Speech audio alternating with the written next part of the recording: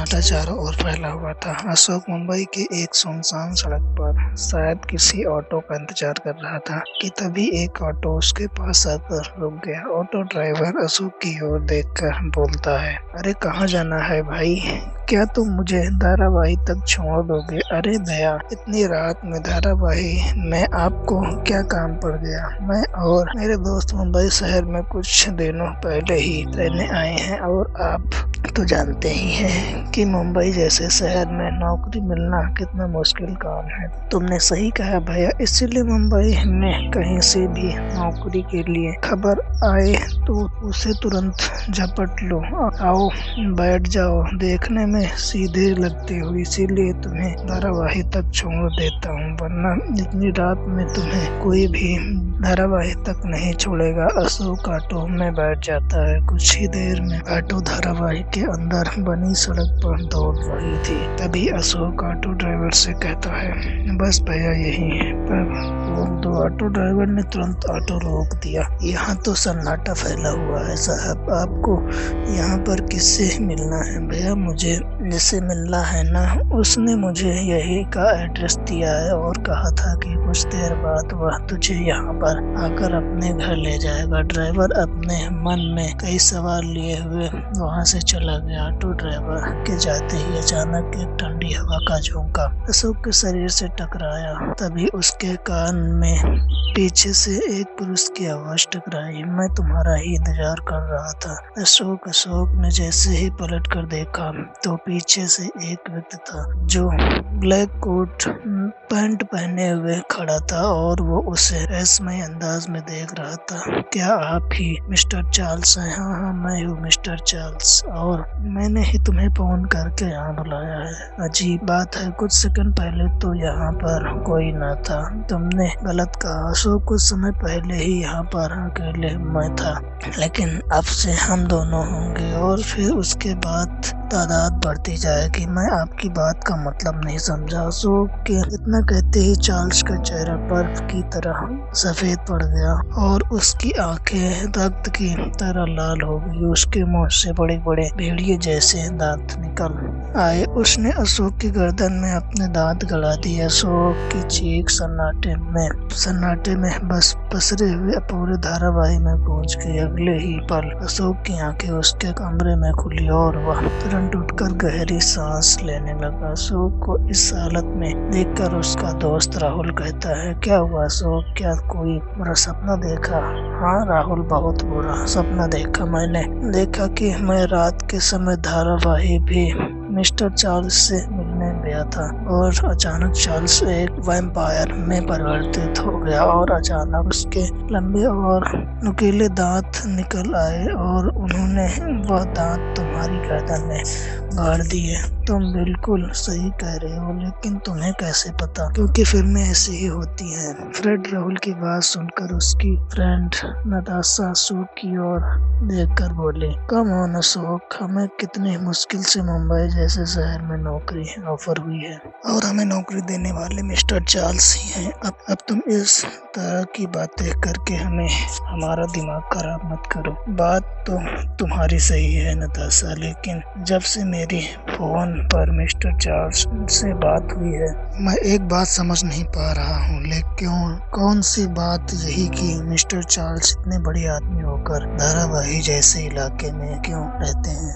अरे उनकी कोई प्रॉब्लम होगी, तुझे इससे क्या? बस हम तीनों को आज रात धारावाही में हमसे मीटिंग करनी है और फिर उसके बाद हम तीनों की नौकरी पक्की और सब अपने अपने काम में बिजी और हमारा रोज पैसे के न होने का झंझट भी खत्म। नताशा की बात सुनकर अशोक चुप हो गया। रात के समय वह तीनों अपने फ्लैट से बाहर निकल गए और रोड पर खड़े होकर किसी टैक्सी का इंतजार करने लगे। तभी एक टैक्सी देखकर अशोक बुरी तरह से चौंक गया। अरे तुम तो वही टैक्सी ड्राइवर हो। माफ कीजिए सर, मैंने आपको पहचाना नहीं। कल रात तुम मेरे सपने में आए थे। अशोक की बात सुनकर नताशा गुस्से से बोलती है, बस करो अशोक। नताशा, कल रात यही टैक्सी वाला मेरे सपने में आया था। फर्क सिर्फ इतना था कि सपने में यह ऑटो ड्राइवर था। मजाक छोड़िए साहब, बताइए आपको कहाँ जाना है? आप हमें धारावाही तक छोड़ दीजिए। ठीक है, बैठ जाइए। वो तीनों टैक्सी में बैठ गए और टैक्सी ड्राइवर ने टैक्सी दौड़ाना शुरू कर दी।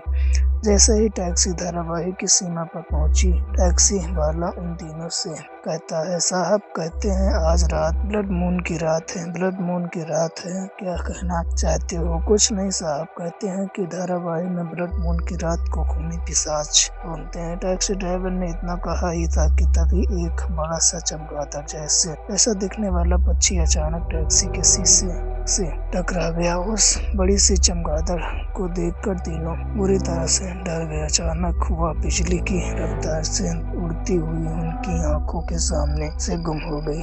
क्या कह रहे हो तुम? बस हमें थोड़ा और आगे उतार दो। नहीं नहीं साहब, आप चाहे मुझे पैसे दे या ना दे, लेकिन इसके आगे मैं नहीं जा सकता। टैक्सी वाला उन तीनों को वहीं उतार कर डरता हुआ वहाँ से चला गया। राहुल नताशा से कहता है, क्या सच में वह बड़ा सा पक्षी एक चमगादड़ था? यह केवल हमारी आंखों का वहम था। एक बार तो मैं भी बुरी तरह से डर गई थी, लेकिन तुझे लगता है कि सिर्फ वहम था, वरना तुम बताओ अचानक वो कहाँ गायब हो गया? मैं कहता हूँ कि वापस चलते हैं, मुझे कुछ ठीक नहीं लग रहा। अशोक ने इतना कहा ही था कि तभी उन तीनों को सामने से एक व्यक्ति आता हुआ दिखाई देता है। चलिए मेरे साथ, मुझे यहाँ पर मिस्टर चार्ल्स ने भेजा है। यह सुनकर राहुल बुरी तरह से चौंक पड़ा। मिस्टर चार्ल्स को कैसे पता कि हम यहाँ पर हैं? टैक्सी वाले ने तो हमें हमारी बताई हुई लोकेशन से काफी पीछे उतार दिया। उस व्यक्ति ने रहस्यमय अंदाज में राहुल से कहा, मिस्टर चार्ल्स को सब पता होता है। और उन्हें कैसे पता होता है? कुछ समय के बाद तुम तीनों को पता चल जाएगा। वह व्यक्ति उन तीनों को धारावाही के बहुत ही अंदर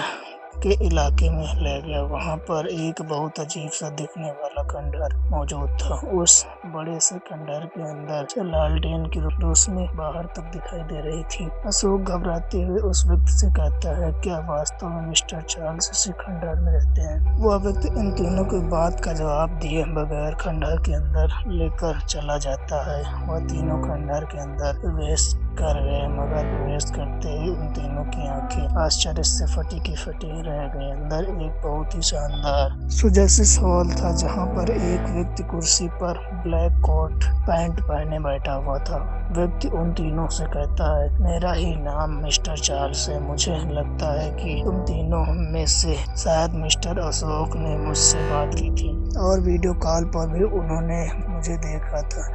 आपने बिल्कुल सही कहा मिस्टर चार्ल्स, तुम तीनों काफी थके हुए मालूम पड़ते हो। तुम तीनों के चेहरे तुम देखो, ऐसा लगता है जैसे कि वक्त की रेत ने तुम्हारे अंदर से खून निचोड़ लिया हो। बैठ जाओ ना। जाने तो मिस्टर चार्ल्स के अंदर से ऐसा क्या था कि वह तीनों चुपचाप ठीक सामने सोफे पर बैठ गए। तभी वहाँ पर एक वेटर जैसा दिखने वाला व्यक्ति हाथ में ट्रे लिए आया और उन तीनों के सामने खड़ा हो गया। यहाँ मेरे यहाँ बनी हुई एक खास रेड एनर्जी ड्रिंक है। इसे पीने के बाद तुम तीनों अपने शरीर में गजब की फुर्ती महसूस करोगे। राहुल, अशोक और नताशा ने अपने गिलास उठा लिए।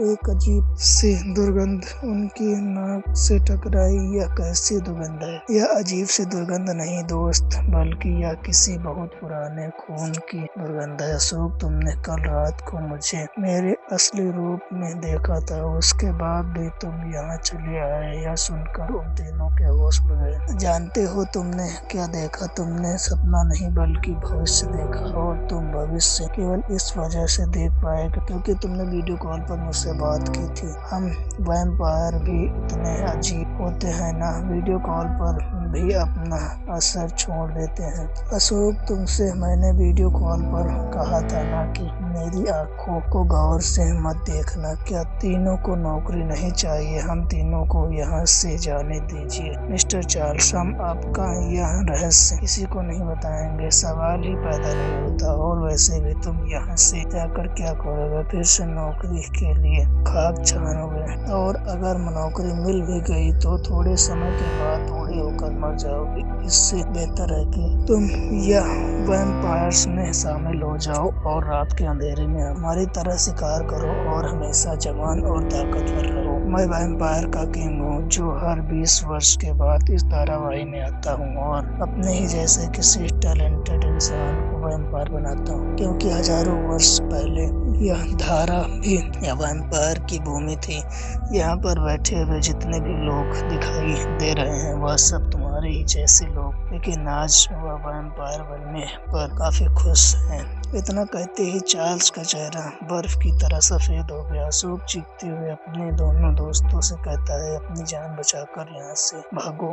अशोक की बात सुनकर नताशा और राहुल अपने शरीर की पूरी ताकत लगाकर वहाँ से बाहर की ओर भागते हैं, मगर उनके दुगनी फुर्ती से मिस्टर चार्ल्स उन दोनों के करीब आ जाता है और अचानक अपने भेड़िए जैसे दांत नताशा और राहुल की गर्दन में गाड़ देता है। उन दोनों की चीख धारावाहिक के सन्नाटे को चीर गई। वो दोनों मृत अवस्था में जमीन पर गिर पड़े। अगले ही पल अचानक वो दोनों उठकर खड़े हो गए। अशोक, बहुत अच्छा लग रहा है, तू भी आ जाओ। नताशा सही कह रही है अशोक, इंसानों की दुनिया में कुछ नहीं रखा, अभी भी समय है, हमारे साथ आ जाओ। पहले मैं टैलेंटेड इंसान को वैम्पायर में बदलने के लिए उन्हें ढूंढना पड़ता है, मगर इंटरनेट ने अब सब कुछ काफी आसान कर दिया है। अब हमारे जैसे बेरोजगार पढ़े लिखे नौजवानों को इंटरनेट पर ही ढूंढते हैं और यहाँ बुलाकर उन्हें एक ताकतवर जिंदगी देते हैं। तभी अशोक ने अपनी जेब से एक लहसुन की माला निकाल ली। मुझे लगा था कि कुछ न कुछ गड़बड़ जरूर है, इसीलिए मैंने अपनी सेफ्टी के लिए यह लहसुन की माला अपनी जेब में डाल कर लाया था। इतने कहकर अशोक बड़ी फुर्ती से वहाँ से भागने लगा। अशोक, हम तुम्हारा पीछा कभी नहीं छोड़ेंगे, तुम्हें एक न एक दिन धारावाहिक आना होगा। अचानक अशोक बेहोश होकर गिर गया। अगली सुबह अशोक की आंख अस्पताल में खुली। तुम्हें कुछ लोग यहाँ पर छोड़ गए थे। अशोक समझ गया कि वह जीवित बच गया। वह उसी दिन मुंबई शहर छोड़कर वहाँ से दूर चला गया।